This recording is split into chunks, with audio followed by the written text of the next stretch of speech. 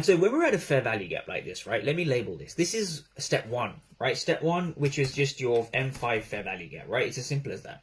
Now, when you have an M5 fair value gap, there's only two things the market can do from this position, right? The market can either go up or it can go down.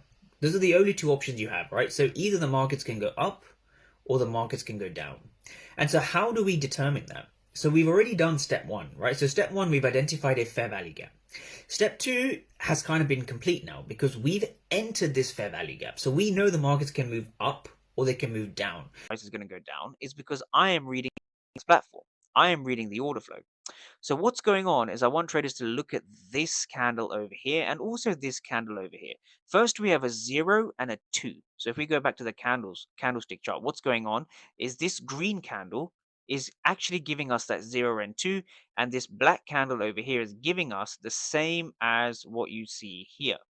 This is equivalent on the 5-minute time frame, right? So what we can see is we see 589 for 882. So there were roughly 900 buyers and there were only 589 sellers. So there were more aggressive buyers and sellers, but the market failed to move down.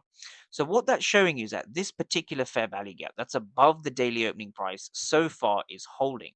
Now, with that being said, you can now take a position, a short position at the bottom of the fair value gap, and you can keep your stop loss just above this local wick, right? And your job now is to simply target the London low, which is somewhere down here, right?